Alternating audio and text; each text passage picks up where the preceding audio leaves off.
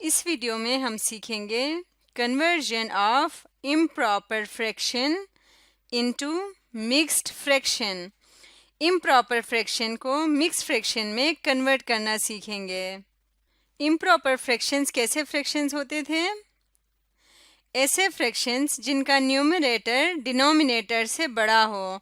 मिसाल के तौर पे अगर मैं यहाँ पे एक फ्रैक्शन लिखूँ 4/3, तो ये किसकी एग्जाम्पल है? ये एक इम्प्रॉपर फ्रैक्शन की एग्जाम्पल है।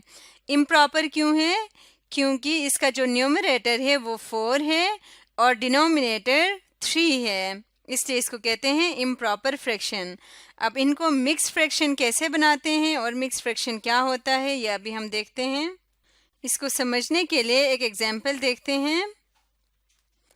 सबसे पहली एग्जाम्पल हम लेते हैं 3/2 की। 3/2। अब ये एक इम्प्रॉपर फ्रैक्शन है और इसका क्या मतलब है कि टोटल 2 पार्ट्स में से 3 पार्ट्स। तो इसको हम फ्रैक्शन मॉडल के ज़रिए से देखते हैं।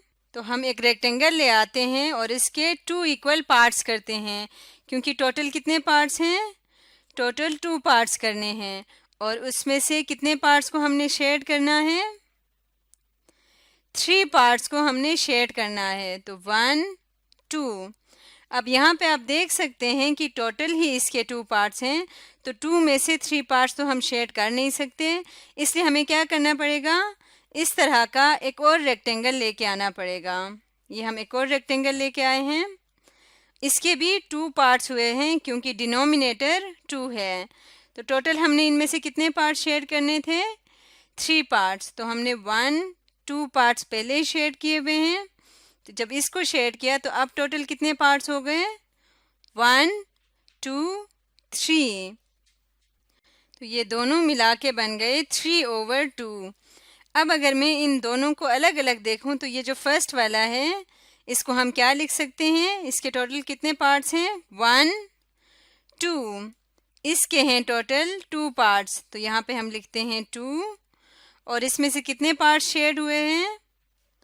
2 पार्ट्स ही शेड हैं, तो इसलिए हम इसको लिख सकते हैं 2/2। और जैसे कि आप जानते हैं 2/2 किसके इक्वल होगा? 2/2 इक्वल होगा 1 के। वो कैसे? क्योंकि जब भी न्यूमरेटर और डिनोमिनेटर सेम होता है तो वो किसके इक्वल आता है? 1 के। ये पूरा का पूरा 1 रेक्टेंगल शेड हुआ है, हम इस तरह से भी देख सकते हैं। और इसको अगर मैं अलग से लिखूं तो ये क्या बन जाएगा? इसके भी टोटल 2 पार्ट्स हैं, तो डिनोमिनेटर में 2 आएगा क्योंकि डिनोमिनेटर बताता है टोटल पार्ट्स को। और इसमें से कितने पार्ट शेड हैं? 1 पार्ट को शेड किया हुआ है, तो न्यूमरेटर इसका 1 होगा। तो इसको अगर मैं अलग से देखूं तो ये 1/2 है और इसको अलग से देखूं तो ये 2/2 है, जिसको हम 1 भी कह सकते हैं। तो अगर इन दोनों को टोटल मिला के देख लें तो ये किस चीज़ को शो कर रहा है? ये शो कर रहा है फ्रैक्शन 3/2 को। ये क्या है? 3/2। और अगर मैं इन दोनों को अलग अलग देखूं तो ये शो कर रहा है 1 को और ये 1/2 को। इसका मतलब जो फ्रैक्शन 3/2 है इसको हम कैसे लिख सकते हैं? इसको हम इन दोनों को कंबाइन करके लिख सकते हैं, जो कि है 1 और 1/2। 1 और 1/2।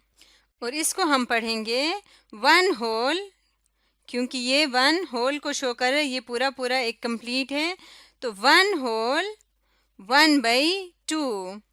तो इस तरह से 3/2 कन्वर्ट हो गया मिक्स्ड फ्रैक्शन में, जो कि है 1 होल 1/2। जो इस तरह से लिखा होता है इसको कहते हैं मिक्स्ड फ्रैक्शन।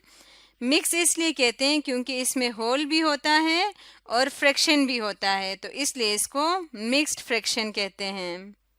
अब हम एक और एग्जाम्पल देखते हैं। ये है 9/5। ये भी एक इम्प्रॉपर फ्रैक्शन है। इसके लिए फ्रैक्शन मॉडल लेके आते हैं, जिसके टोटल कितने पार्ट्स होंगे? 5 इक्वल पार्ट्स हैं, 1 2 3 4 5। और उसमें से 9 पार्ट्स को हमने शेड करना है। 1 2 3 4 5। तो फिर हमें एक और लेके आना पड़ेगा क्योंकि इसमें टोटल 9 पार्ट्स नहीं शेड हुए। तो एक और इस तरह का 5 पार्ट्स वाला रेक्टेंगल लेके आते हैं और अब हमने यहाँ पे 5 पार्ट्स शेड किए हुए हैं। तो 6 7 8 9। अब इन दोनों को मिला के टोटल कितने पार्ट शेड हो गए? 9 हो गए। तो ये दोनों मिला के किस चीज़ को शो कर रहे हैं? ये शो कर रहा है फ्रैक्शन 9/5 को। अब अगर इन दोनों फ्रैक्शंस को अलग अलग से देखें तो ये किसको शो कर रहा है? 1 2 3 4 5। इसके टोटल 5 पार्ट्स हैं और 5 पार्ट्स ही शेड हुए हैं। तो इसका मतलब ये कौन सा फ्रैक्शन है? 5/5। और जब न्यूमरेटर और डिनोमिनेटर सेम हो जाए तो वो किसके इक्वल होता है? 1 होल के। तो इसको हम 1 भी लिख सकते हैं। और इसी तरह से इसको क्या लिखेंगे? इसके भी टोटल 5 पार्ट्स हैं और उसमें से कितने पार्ट्स शेड हैं? 1 2 3 4। 4 पार्ट्स को शेड किया हुआ है तो इसको हम लिखेंगे 4/5। जब इन दोनों को, इस होल को और इस फ्रैक्शन को कंबाइन करके लिखेंगे तो वो क्या बन जाएगा? मिक्स्ड फ्रैक्शन बन जाएगा और ये फ्रैक्शन 9/5 के इक्वल है। तो कंबाइन करके कैसे लिखेंगे? 1 होल को पहले लिखेंगे 1 और इसके बाद फ्रैक्शन को साथ में लिखेंगे 1 होल 4/5। 1 होल 4/5 और ये किसके इक्वल है? 9/5 के। इसको हम कहते हैं मिक्स्ड फ्रैक्शन। अब हम कुछ एक्सरसाइज करते हैं। क्वेश्चन है कन्वर्ट इनटू मिक्स्ड फ्रैक्शन। नीचे फ्रैक्शंस दिए हुए हैं जो कि इम्प्रॉपर फ्रैक्शंस हैं, इनको मिक्स्ड फ्रैक्शन में कन्वर्ट करना है। तो सबसे पहले है 8/3। तो इसका मतलब हमें एक रेक्टेंगल लेके आना होगा जिसके 3 पार्ट्स करने होंगे टोटल और उसमें से 8 पार्ट को हमने शेड करना है।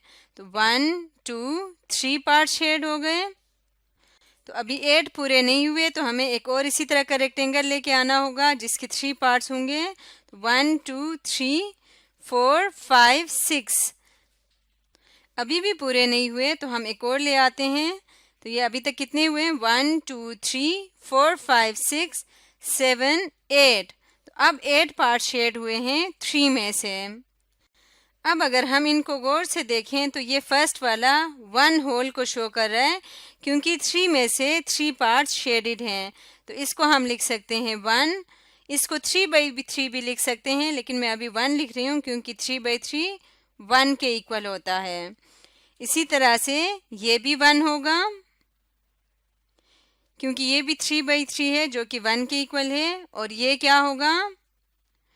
टोटल 3 पार्ट्स हैं उसमें से 1 2 पार्ट्स को शेड किया हुआ है तो ये हो जाएगा 2/3। तो अब इसको हमने मिक्स्ड फ्रैक्शन के फॉर्म में लिखना है। ये आपने याद रखना है कि होल नंबर को पहले लिखना है और उसके बाद उसके साथ फ्रैक्शन को। तो उसमें से यहाँ पे होल है 1 और 1। 2 होल्स हैं तो होल को आपने पहले आपस में प्लस करना है। तो 1 + 1 क्या आ जाएगा?